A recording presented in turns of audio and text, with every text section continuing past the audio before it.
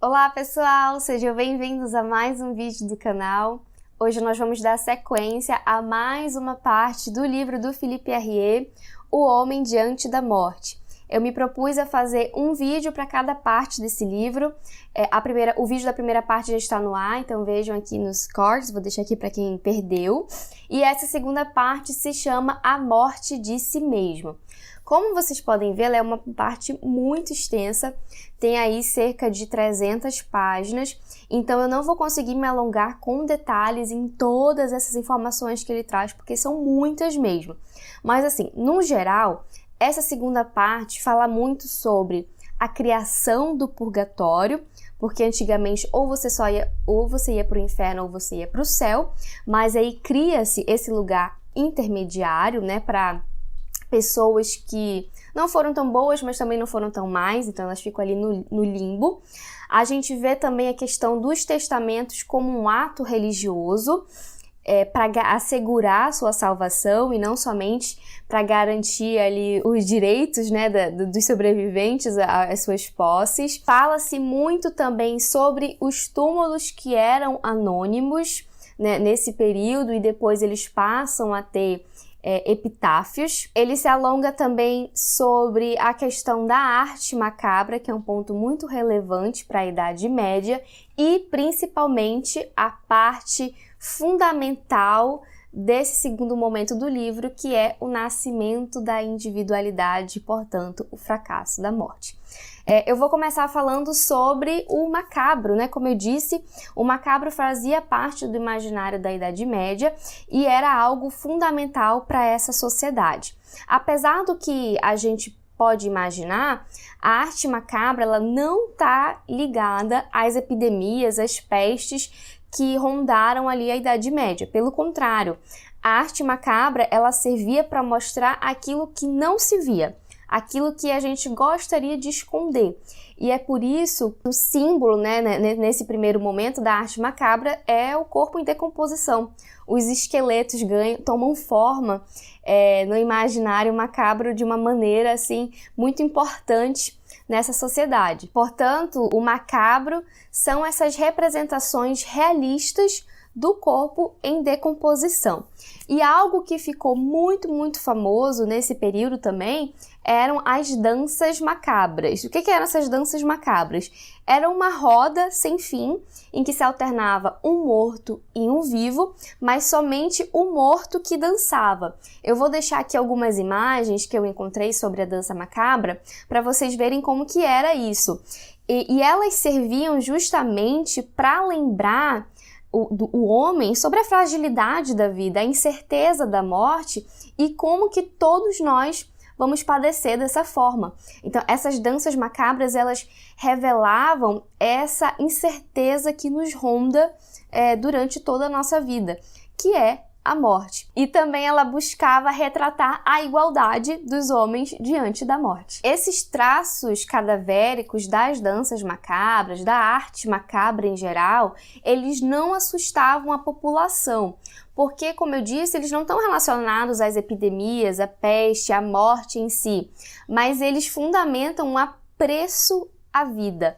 E isso é um ponto-chave nessa sociedade, né? A gente viu no primeiro vídeo que a morte ela era um dado natural, fazia parte do cotidiano, mas que paulatinamente ela perde essa familiaridade ali nessa sociedade e passa a se tornar uma angústia. Ela já não é mais anunciada como a gente viu anteriormente, ela não traz mais alívio, pelo contrário, ela traz uma angústia incessante no ser.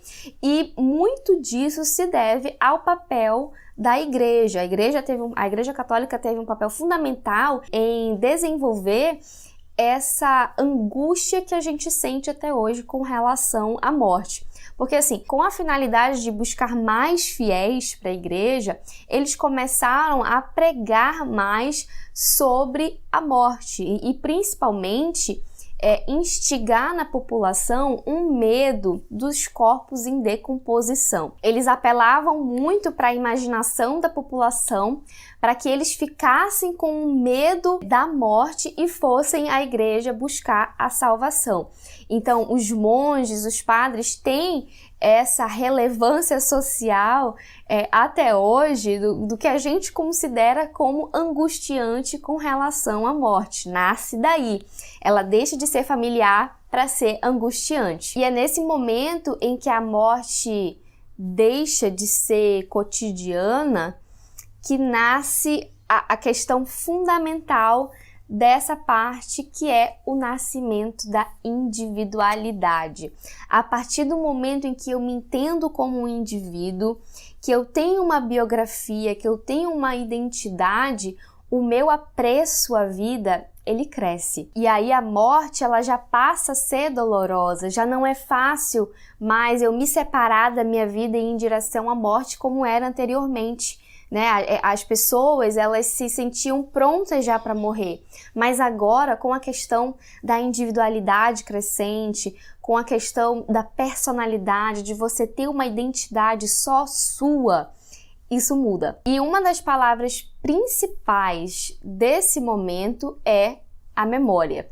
Aqui entra uma nova questão, que são os epitáfios. Então, esses epitáfios, eles eram necessários para assegurar a memória do falecido, né? Então, quando você vai ao túmulo, que antes era anônimo, como eu falei no início do vídeo, eles só enterravam mesmo as pessoas ali anonimamente, você não sabia onde que estava quem era quem. Agora, com o nascimento da individualidade, com a necessidade de ter epitáfios e marcar ali a sua biografia, isso muda. Então, nesses epitáfios, você tem uma mini biografia. Quem era fulano, a profissão dele, o que ele fez na vida. Você sempre tenta ressaltar as virtudes do morto. E é claro que para garantir a memória desse morto, para que ela seja levada adiante, é necessário alguém que recupere a vivência desse morto, né, e as coisas que ele fez para a sociedade. Aí entra o papel da família. Aqui a gente tem também não só o nascimento da individualidade, como também o nascimento da família como a gente conhece hoje.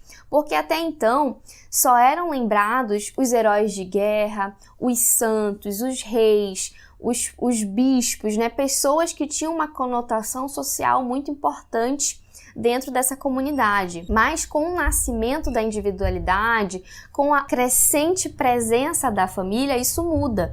Agora todos nós temos uma personalidade, todos nós temos uma biografia e todos nós temos uma memória a ser levada adiante pelos sobreviventes. Essa vontade pungente de ser lembrado, ela rejeita o túmulo anônimo e agora é reivindicado a sua biografia. E é claro que isso só é possível com o movimento burguês, né? É a partir do momento em que a burguesia vai tomando ali as rédeas enquanto um sistema econômico, político e social, é que essa questão de ser um indivíduo, que ela cresce. No final dessa segunda parte, ele faz algo extraordinário, que é fazer com que a gente imagine um museu. É um museu imaginário. E aí ele diz o seguinte: não parece que uma visita atenta ao Museu Imaginário dos Túmulos e Sepulturas revela mais sobre os sentimentos coletivos da morte e do além que uma biblioteca erudita de teologia e de espiritualidade? Gente, é incrível essa questão aqui do Museu Imaginário, porque ele nos leva com um passeio pela Idade Média de uma forma assim absurda. Eu imagino que quando eu for visitar a Europa, principalmente a França e a Itália, eu vou ter uma percepção completamente diferente do país, justamente por tudo que o autor mostra pra gente com relação à morte, como ela é uma parte intrínseca da nossa vivência em sociedade, de como nós nos entendemos como um indivíduo. Essa dualidade entre morte e indivíduo, né? A invenção do indivíduo é algo tão mágico que, para mim, essa foi a melhor parte do livro até agora. A gente entender essa evolução da morte, que ela deixa de ser anunciada, ela deixa de ser domada para ela ser angustiante. E é algo que persiste até hoje, né? À medida em que a gente se entende como um indivíduo, que a gente se entende como alguém que participa da sociedade, né? A nossa aproximação com a morte, ela deixa de ser cotidiana. Na verdade, é o contrário, a gente quer o máximo de distanciamento possível por ela.